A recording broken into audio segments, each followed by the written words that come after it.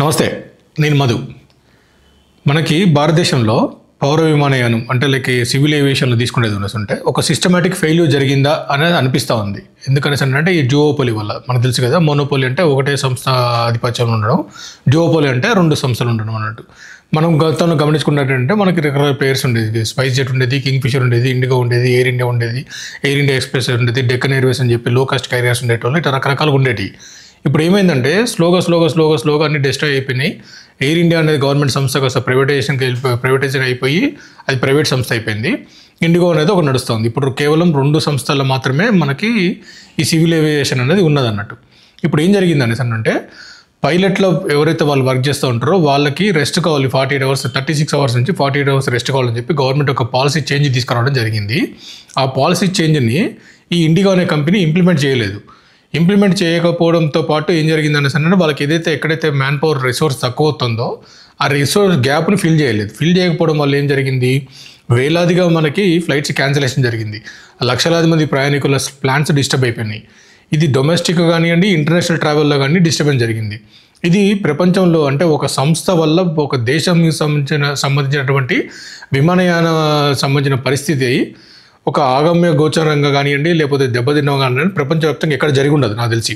ఇది first time only ఇండియాలో జరిగింది. ఇది మనకి సిస్టమేటిక్ ఫెయిల్యూర్ అన్నదానికి ఇది ఒక నిరూపణ అన్నట్టు. దీనికి ప్రైవేట్ ప్లేయర్సే కారణం. ఎందుకని అంటే మనకి ఆల్మోస్ట్ ఒక 1 year బ్యాక్ అంటే ఒక ఆల్మోస్ట్ 11 నెలల క్రితమే మనకి డీజీసీ నుంచి ఒక రూల్ వచ్చింది. అంటే ఫ్లైట్ డ్యూటీ అవర్స్ లిమిటేషన్స్ అని చెప్పి FDTL అని చెప్పి ఎవరైతే పైలట్స్ ఉన్నారో వాళ్ళు 36 గంటలు కాదు 45 గంటలు రెస్ట్ ఇవ్వాలని చెప్పేసి వాళ్ళు 1 year బ్యాక్ చెప్పారు. అంటే ఇండిగో అనే సంస్థకు కానివ్వండి, ఎయిర్ ఇండియా అనే సంస్థకు కానివ్వండి 1 year టైం ఉంది.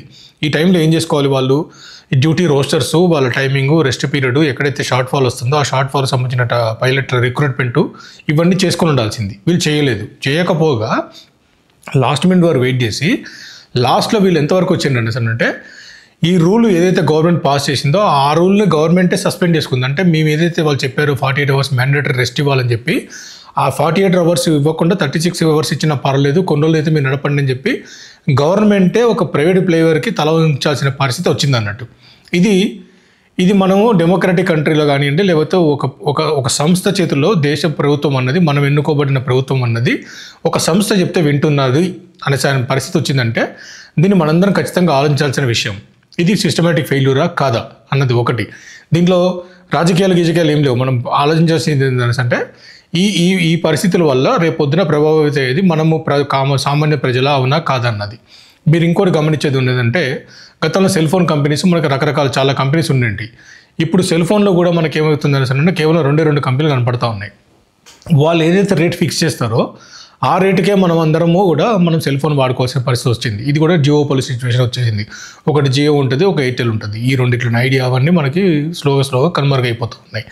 సో ఇక్కడ ఏమవుతుంది మనకి అంటే ఒక ప్రైవేట్ సంస్థ కానివ్వండి, లేదా వ్యక్తులు కానివ్వండి, ఒక రేటు కానీ ఫిక్స్ చేస్తే ఆ రేటునే ప్రభుత్వం కానివ్వండి, మనం కానీ ప్రజలు కానీ వాడాల్సిన పరిస్థితి వస్తూ ఉంది.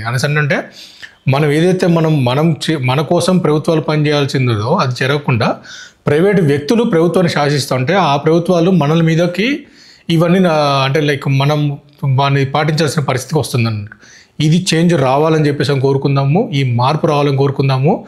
ప్రజల్లో కానివ్వండి మనకి చేంజ్ రాకపోతే, మనం మారకపోతే, మనం ఎన్నుకునే ప్రభుత్వాల గురించి మనం ఆలోచించకపోతే మనం ఎప్పటికైనా సరే ఈ పరిణామాలను మనం అనుభవించాల్సి వస్తుంది తప్ప ప్రభుత్వం అన్నది మన గురించి ఎప్పుడూ ఆలోచించదు. మనమే ప్రభుత్వాన్ని మార్చుకోవాలి. ప్రభుత్వాలకి మనకు అనుకూలంగా మన కోసం పనిచేసే ప్రభుత్వాలను మనం ఎన్నుకుంటేనే మంచిదని చెప్పేసి కోరుకుంటా ఉన్నాం. ఈ కంటెంట్ కనుక మీకు నచ్చినట్టయితే ప్లీజ్ లైక్ చేయండి, షేర్ చేయండి, సబ్స్క్రైబ్ చేయండి. Thank you.